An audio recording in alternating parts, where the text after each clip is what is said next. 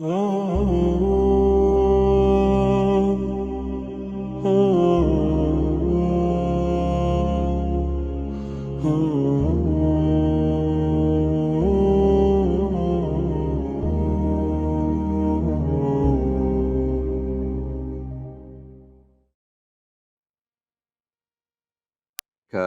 ئێمەشیان ئەو ڕۆژێ کردەوە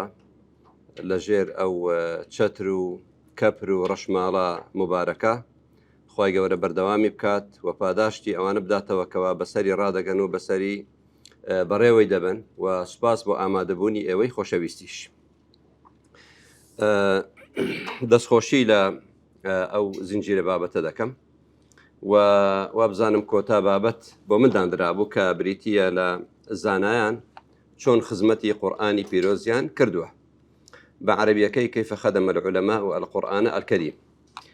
طبعا من بابەتەکە بە کوردی قسە دەکەم و بابەتەکەش بە عەرەبی دەخەماڕ و ئینشاء الله و ئەو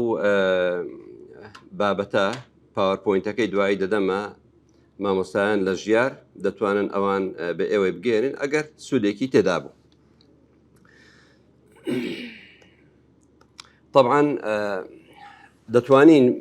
بۆ ئەوەی خێرا بە سەرەتای خزمەتی قورئاندا بچینەوە دەتوانی بڵین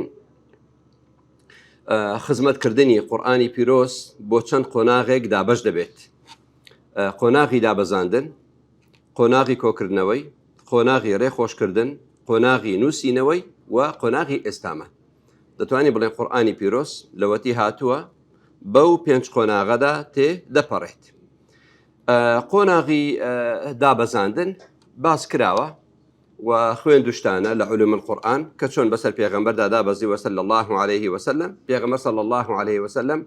بە وحی لە سەیدنا جبریل عليه الصلاة والسلام وەری دەگرت و ئەویش بە سەحابەکانی دەگوتەوە. و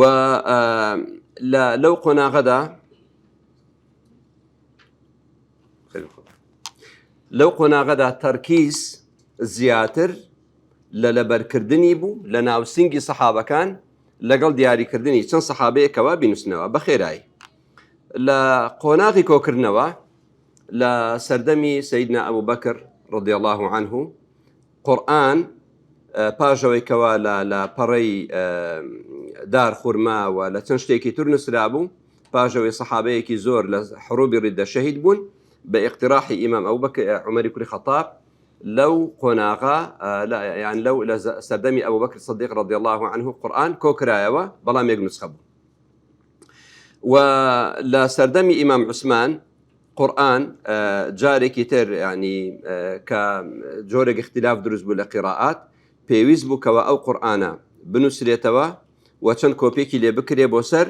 حەواضری عالمی ئیسلامی وەکو بەسڕە، وەکو مەکە، وەکو مەدینە، وەکو دیمەشق بنێردرێت. ئەو سەردەمەی ئێستا کە دەڵێن سەردەمی ئێستامان لەوە دەست پێ دەکاکەوە یعنی ئالەت الکاتیبە یعنی حاسیبەیان تابعە دروست بووە و هەتا سەردەمی ئەو ڕۆمامان دەست پێ دەکات کە ئێمە دەڵێن خزمەتی قورئان. مەبەست لە خزمەتی قورئان هەموو کۆششێکی زانستی کەوا پەیوەست بێ بە قورئان دەتوانین لەوە کورتی بکەینەوە. بۆ خزمەتی قورئان دەکرێت ڕەنگە زۆر جار ئێمەوا بزانین قورئان پێویستی بە خزمەتی زانایانە، بەڵام لە حەقیقەتدا ئەوەی خزمەت بە قورئان دەکا ئەو پێویستی پێێتی، چونکە قورئان ئەو پەتەیە کە خوای گەورە سبحانه وتعالى بە وحیەکی صحیح بە وحیەکی نەگۆڕ خوای گەورە ئەو ئومەتەی بە وحیەوە بە ذاتی خۆیەوە بەستۆتەوە. كنتم خير أمة أخرجت للناس. ئەوە خاڵیەک. خاڵی دوو ئەوانەی کەوا خزمەتی قورئان دەکەن لە ڕاستیدا زیاتر مەبەستیان خۆیانە بۆ ئەوەی لە ڕێگای خزمەت بە قورئان ڕوحیان ئیمانیان کەسایەتیان بۆ خزمەت جەنابی باری سبحانه وتعالى بەرز بێتەوە. دەنا ئەگەر ئێمەش قورئان نەپارێزین خوای گەورە فەرمێ استەبدل قەومەن غەیڕەکم وەخوای گەورە بەڵێنی داوە ئینا نەحن نەزەلنا الذیکر وئینا لەه لەحافظون. سڕێکی ئەو خزمەتکردنەی قورئان وەکو لە چەند ئاەتێکدا هاتووە كتاب أنزلناه إليك مبارك. قرآن كتابك ببركته، كتابك ببركته لخودي خوي، كتابك ببركته لقلمي أواني إيشي لسردك، لزماني أواني لسري دخوين النوا، لا بنجي أواني كوابا بكمبيوتر أو رؤيشي لسردك. كتابك مباركة ولا روي واتاشوا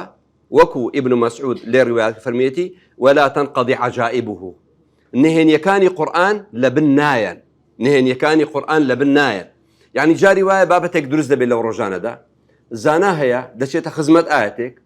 يعني حكمك اللي وردقريت صحابة كان بلايدانا تشون، تابعي بلايدانا تشون، أو روديسان زانان استفادي ليه دكنوا. خودي قرآن بيروزا، خودي قرآن مباركة هاتنا وهل درونيك أو كسا دقشينيتوا أو كسا دبوجينيتوا هاتنا وهر كومالقاك أو كومالقايا عزيز دكا بويا زانایان هاتون خزمەتی قورآنیان کردووە لەبەر ئەو بەرەکەتە بۆ ئەوەی بەرەکەتی قورآنیان پێ ببڕێت. اینجا بەرەکەتی قورآن جارێکی تر وەکو لە بابەتی دڵنیایی جۆر دەگوتێ التەغذیە ڕاجعە بۆ خۆشیدا گەڕێتەوە. کە دەڵێن زانستەکانی قورآن ئێوە لە زۆربەتان لە ئەوانی کە علومی شەریعی خوێن بێت بابەتێک دەخوێنین پێی دەگوتێت علوم القورآن. مەبەست بە علومی قورآن هەموو ئەو بابەتانی پەیوەست بە قورآن لە شێوازی دابەزینی، کۆکردنەوەی وترتيب سورة آياتي وخويندنوي وتجويدي وتفسيري وبابتي محكم ومتشابه ناسخ ومنسوخ أسباب نزول إعجازي إعرابي رسم نسينوي غريب قرآن وإعجاز قرآن وهكا بابتي تر رجانا بوزياد دبن. هندي كان ضلين شيء العلوم والبحوث التي تتعلق بالقرآن أو كل ما يتصل بالقرآن بيدا قتري علوم القرآن. زانان بوچوني جیاوازیان هەیە ئەرێ زانستەکانی ئەوەی کە پەیوەستە بە قورآن چەند زانستە. دوو کەس ژماردویانە، ئیمامی زەرکەشی ئەوەی کە من بینیومە لەگەڵ ئیمامی سیوطی. ئیمامی زەرکەشی دەفەرمێت 47 زانستن، ئەو زانستانە خستومانە ناوێکتریش ئەگەر لێک یان بکەینەوە زیاتر دەبن.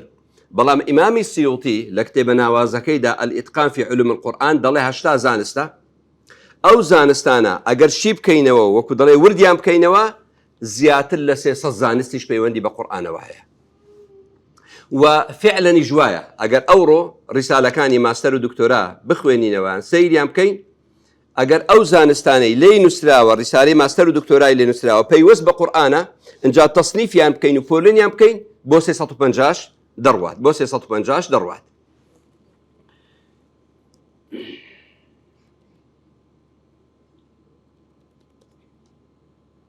ئەو زانستانی کە زانایان ژماردویانە نزول القورآن، ئەسبابی نزول ئەوە پەیوەندی بە نزولەوە هەیە، مەکی و مەدەنی، أحرف 7، كيفية إنزال القرآن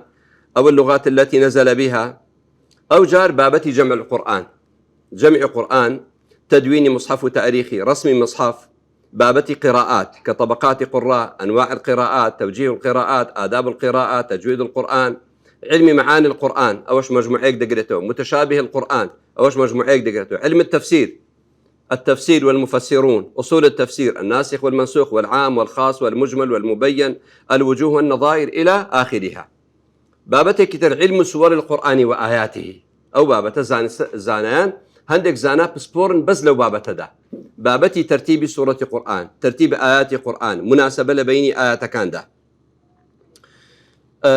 علم فضائل القرآن أو بابتي كتابة أويش، يعني علم أحكام القرآن ووجوه الاستنباطات، علم الوقف والابتداء، علم جدلي في القرآن.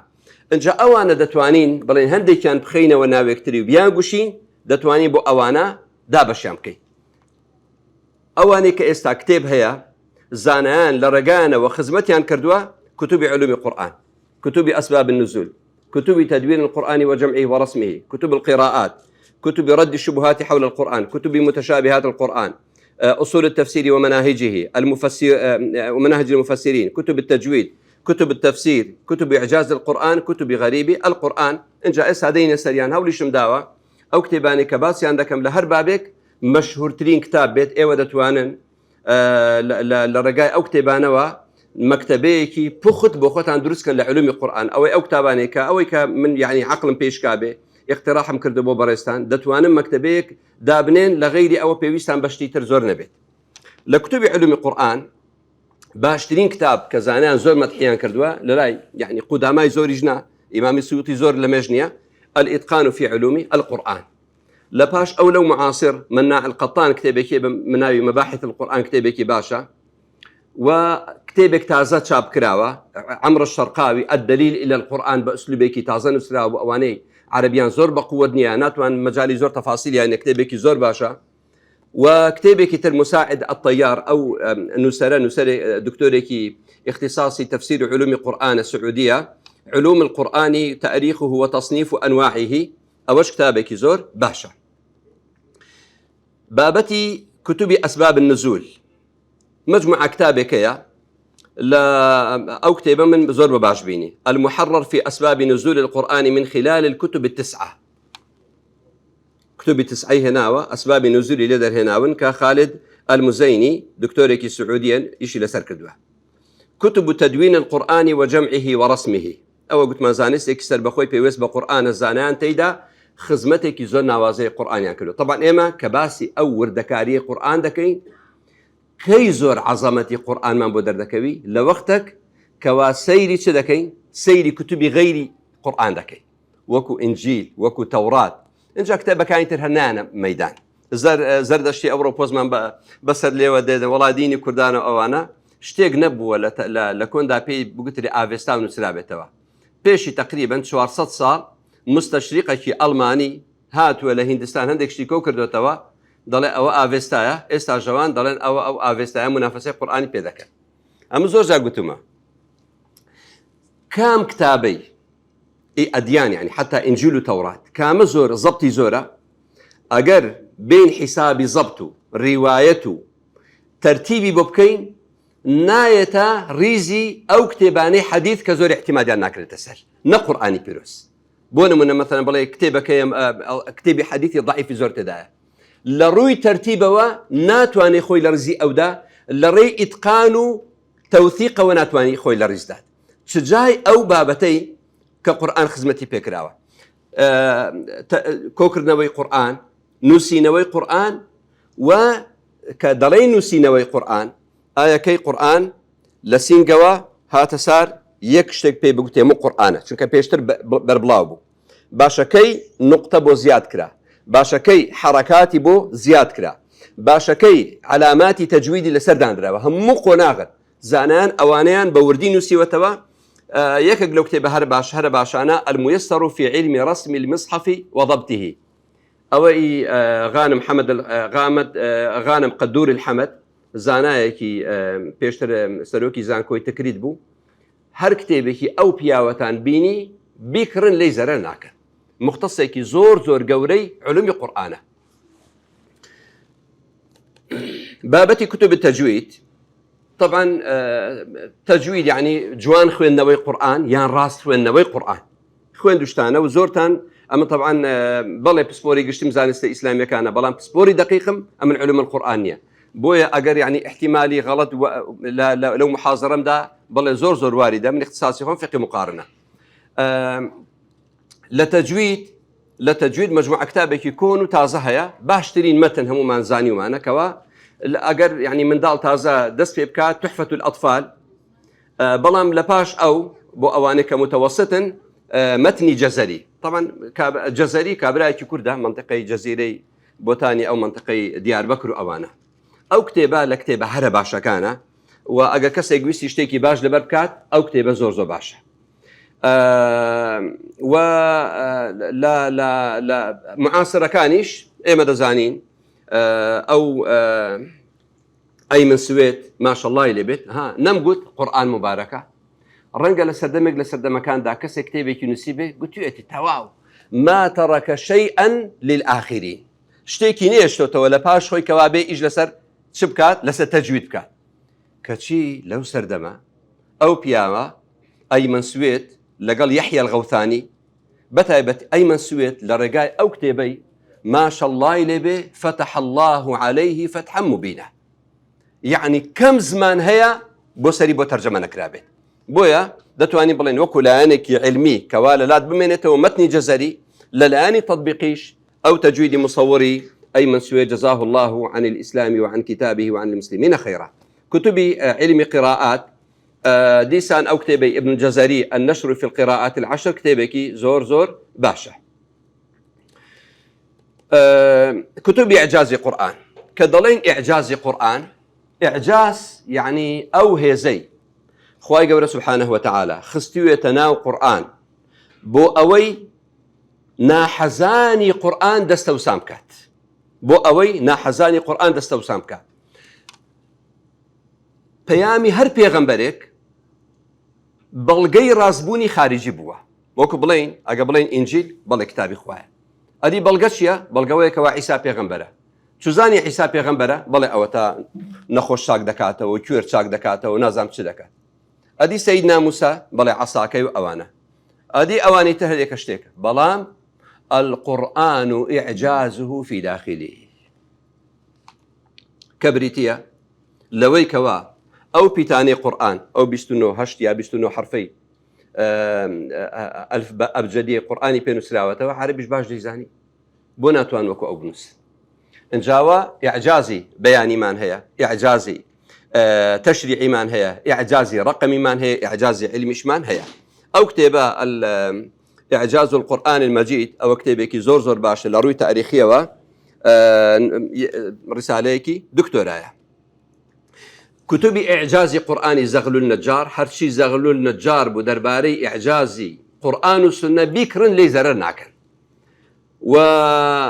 أو كتابي مصطفى مسلم رحمة الله عليه زانايكي كردبو براي أو صالح مسلم أو ماركسيكا بلام أو أهل إيمان أو يشتكي ترى كيف خواتي مصطفى مسلم يكق لنسر هرق وركاني أو سردمية كردي سوريا أبو لا أزهر دكتوراه ورقته بخدمتي قش من جناب دكتور سماج بها وما شاء الدكتور شهزاد بيني معنا أو صالنا وفاتك رحمة الله عليه. كتبي زنداني كتبكاني زنداني درباري إعجاز علمي هرشيك بينيتان بيكرن لي زرر ناكر خدمتك زوري كردوا أوجيك بلو كساني كوا لو سردمدا براستي آلاي إعجازي هالكرد نيش داب نويت وزور بيديناني دستوسان كردو داماوي كردن. كتب غريب قرآن كضلين غريب قرآن أو كتابانا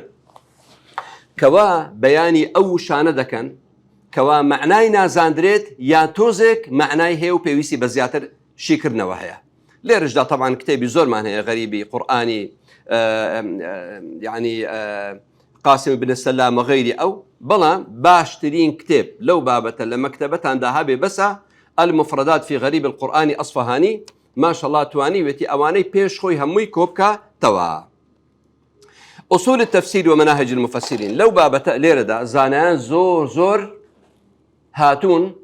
قواعد الرساي جوانيان دانا وبو أو كسي كوابية وتفسير بكات بو أوي بيه وتفسير قرآني بيرس بكات كأوانش دابش دابن بو شوار جروب يكك لوانا أواني كوا دين تقسيمات بو همو كتابكاني تفسير دكن يعني كسك مناهج مفسرين دي أغلبي كتابكاني تفسير دي نتو بولينيان دكا هندي كان هيا بس يك اتجاه لمدرسة تفسير دكا بون من مثلا ضلي مدرسة التفسير بالرأي مدرسة التفسير بالمأثور ومدرسة التفسير مثلا التأصيلي وما إلى ذلك هاد مانا يعني ديت ليك لكتابكاني تفسير دينيتو منهجي بازكا بون من رسالة دكتوراه من هي لإمام الطبري لسر إمام قرطبي لسر إمام رازي إمام ابن كثير كما ونكوا لسر يانا المسلمين ليرج دا مجموعة كتابك يا باشن لودا أو كتابي تعريف الدارسين بمناهج المفسرين أولا زوربي بشكاني علوم قرآن وتفسير لكورسكاني ماستر دكتوراه أو كتابة منهجه ودي سانديليمو هر كتابكي صلاح عبد الفتاح الخالدي تان بيني بكرن لي زرناك مكتب تان بي بركة دار دبيت أو كابرايا مفسر أهل تفسيري أو سردمية ومختصكي وردي تراثي سيد قطب رحمة الله عليهما شو كأويش باربويا بيرار وفاتي كرت أو كتابة تعريف الدارسين بمناهج المفسرين كتابة كيزور مباركة وهروها أو كتابي مساعد بن ناصر الطيار أنواع التصنيف المتعلقة بتفسير القرآن الكريم أو مساعد الطيارش كتابك مؤلفك دقيقة سعودية كتابة كاني بقشتي باش لقرآن ولا علوم القرآن أو كتابك زور باش دينا سر كتب تفسير انجا كتب تفسير مكدين أو زانان كخزمتيان كردوا لو واردة اتجاهاتيان ورقتوا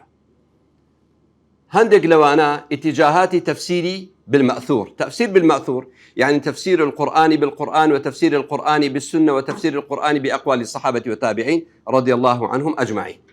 ليرجع مجموعة كتابك من لو بابتها يعني داكاني همو أو تفسيرانا بريتية لتفسير إمام طبري رحمة الله عليه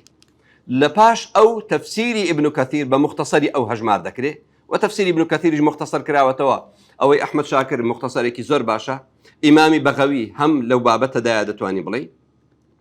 دواي تفسيري أحكام من هي تقريبا هر مذهبك لشوار مذهب كان تفسيرك أحكام يعني هي بلام دتواني بلين باشترين تفسيري أحكام قرآن كتفسيرك فقه مقارن بيت تفسيرك إمامي قرطبي رحمة إخوائي لبيت كخلق أندلس بوا خواي قبر جاري كتر بباوشي إسلامي بجيرتوا باجوي إن شاء الله كفلسطين وغزة إن شاء الله فتح ياندورني خواي قبرها درقاب كاتو لهم مسلمانة أو تفسيرك زور باشا تفسيري جصاص تفسيرك يا هراسي شافعي أو أنا هذيك لو أنا تفسيري يعني هي بلام حنبلية كان لراسي داك تفسيري كتابتي يعني بأحكام قرآن هذا كتب تفسير عندك تفسير معناه تفسيري تحليلي يعني عندك كان بيدل تفسيري عقلي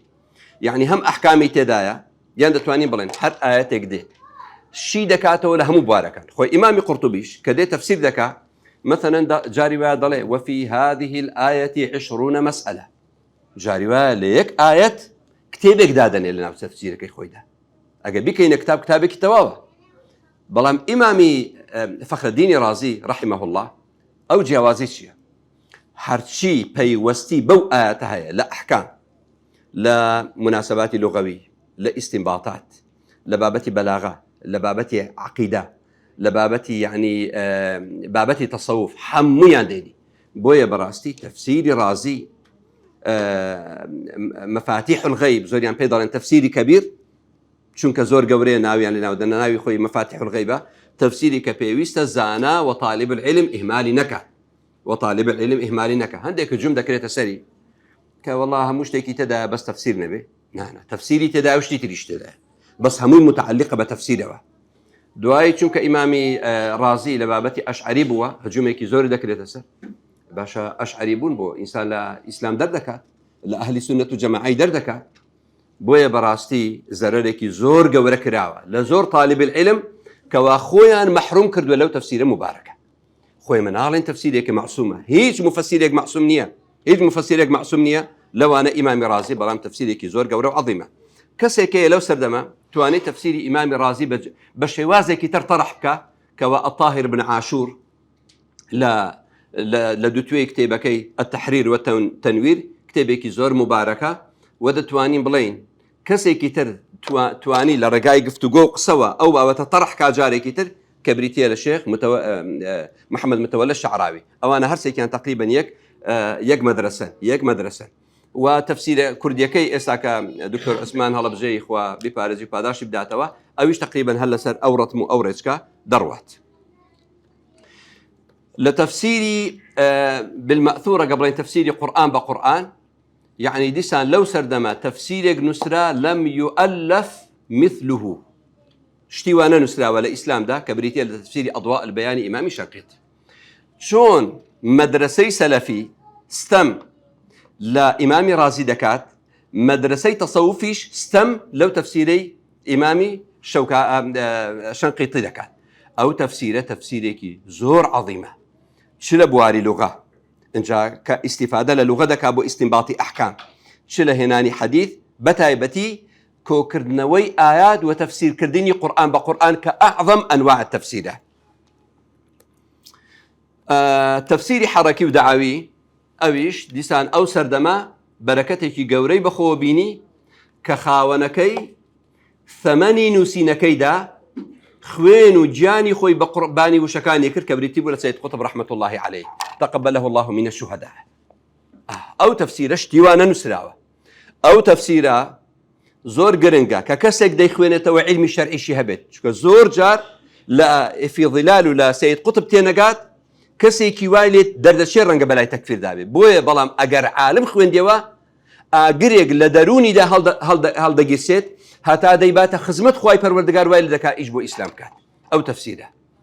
و کەسێکیش زۆر خزمەتی ئەو تەفسیرەی کرد بێت صلاح عەبدولفەتاح الخالدی کە فەڵەستینی بوو لە ئوردن دەژیا وەفاتی کرد ڕەحمەتی خوای گەورە لە هەردووکیان بێت دیسان بەرەکەتی قورئان لەو سەردەما دوای دێنە سەری شەندەگە گەر ما دەنا دوای من کەی تەوا بوو پێم بڵێن دەی بڕم حەستانێ پاوەرپۆینتەکەتان بۆ دادنێن دوای بخۆتان بخوێنەوە چەند مؤسسەیەکی ئەلکترۆنیمان هەیە یەکێک لەوانە مؤسسەی الدرر السەنیە کتێبێکیان طبع کرد بە ناوی التەفسیر المحرر ئەو کتێبە تقریبا ئەوەی کە لای بێ زۆربەی تەفاسیری تر دەتوانێت ئیستغنای لێ بکە شتێکی مبارەکیان کردووە لە 44 مجلد بابەتەکەیان طرح کردووە جەزاهم الله خەیرە علمی متشابهات مەبەست ئەو وشانەیە کە دەڵێ متشابهات لە ئەحکامدانە متشابهات لە ئەلفاظ ئەو وشانن کەوا لە ظاهیردا یان بەیەک دەچن بۆ ئەوەی تێکەڵ نەبن بە تایبەتی بۆ ئەو کەسێک کەوا خەریکی حفظی قورئانە هەندێک کەس هاتووە خزمەتی ئەو بابەتەی کردووە لێرەشدا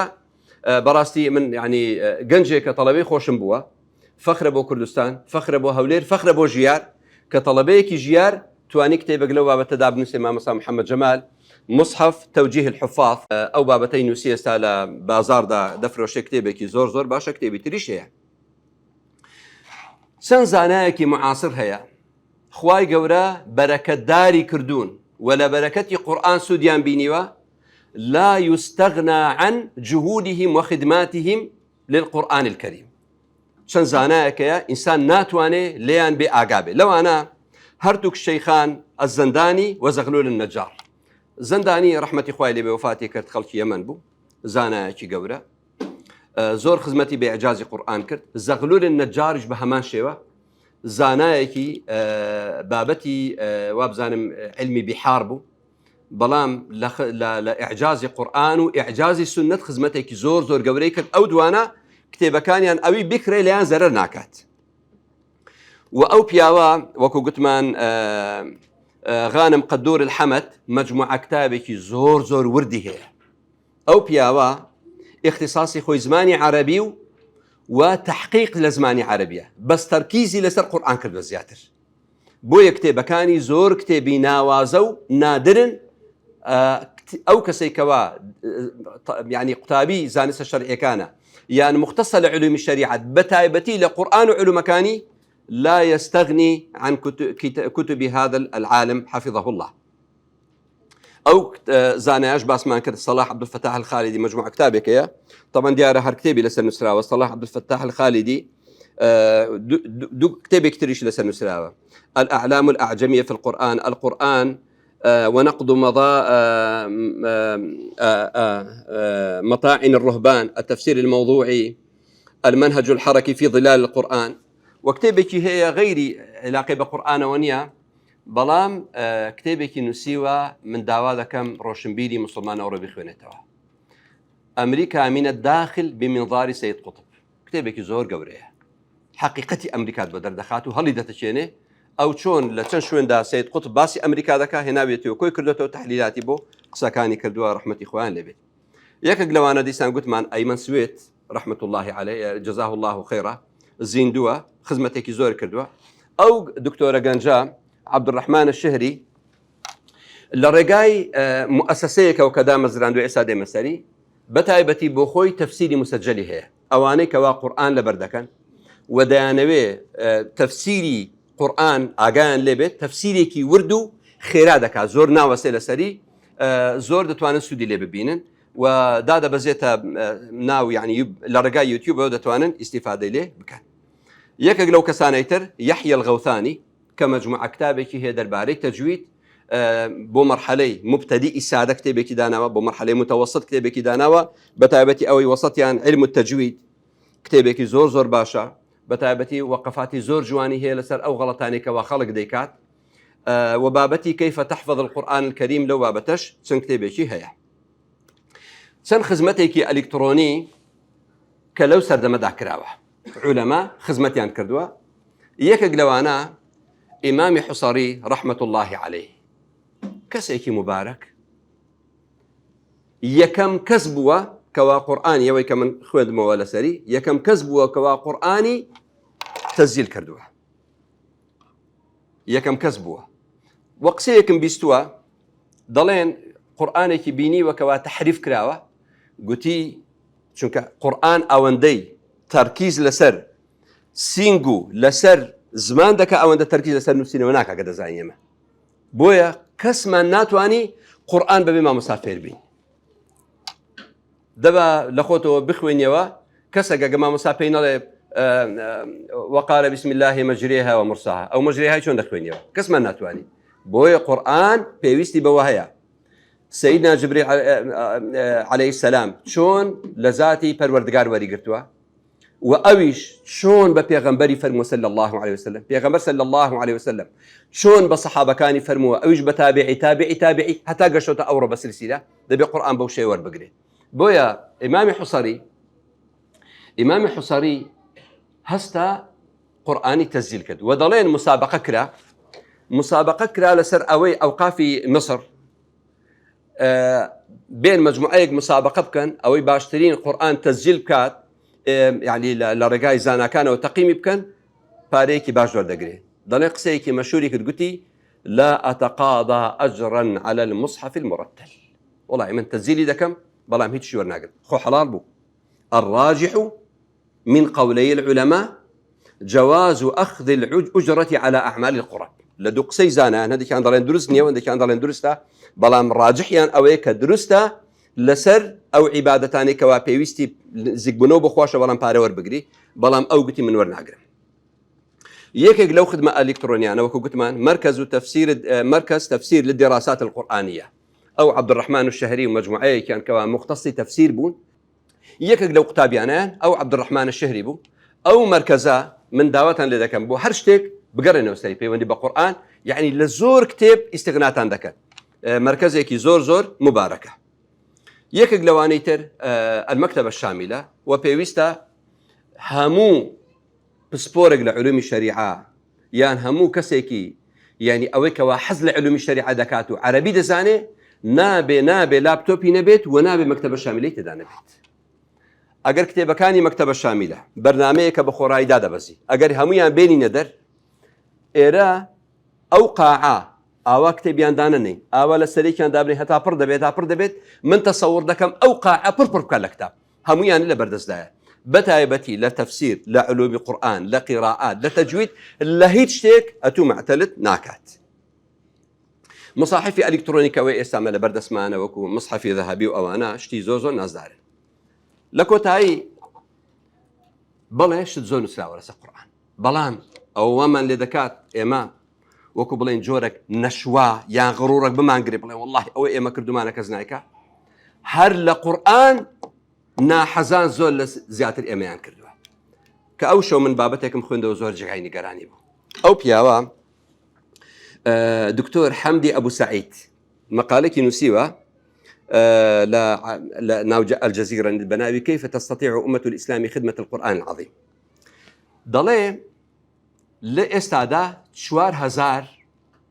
زمان لەسەر زەوی قسەیان پێ دەکرێت. قورئان بە شێوازێکی دروست کە ئەمین بن لە تەرجەمەکەی بۆ سەر 66 زمان وەرگێڕدراوە بە دروستی. ئەدی ناحەزان دەڵێ کەنیسەکان هەتا ئێستا قورئانیان بۆ زیاتر لە 150 زمان وەرگێڕاوە تەحریفی تێدایە. قورئان دەخوێنەوە بەغەڵەت تێی دەگەن بەغەڵەت وە شیعەکان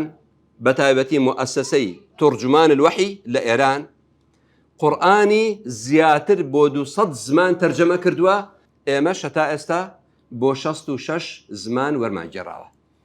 کەواتە پێویستمان حتا دەڵێن یەکەم نسخەی تەرجەمەکراوی قورئان بۆ ئینگلیزی قادیانیەکان کردویانە کەوا فرقەیەکی نەک منحەریفە ئومەتی ئیسلام هەموو لیجانی فتوا لەو سەردەمەدا فتوایان بە کافر بوونیان دەرکرد ئەوان یەکەم تەرجەمەیان دەرکرد ترجمة قورآنیان دەرکرد. کەواتە لە کۆتاییدا طبعا من سواسی هەموو لایەک دەکەم دەڵێم قورآن کتێبێکی مبارەکە زۆر گرنگە ئێمە لێی بەهرەمەند بین لێی بەرەکەتدار بین نابێ مسلمان نەزانی قورآن بخوێنیتەوە و من زۆر جاکە قورآن دەخوێنمەوە ئێستا کەسێک لێم پرسێ من ئێستا دکتۆرام هەیە لە علمی شەریعە بڵێن سەدا چەندی قورآن معنای دەزانی وڵی ئەگە بڵێم سەدادەی دەزانم ینی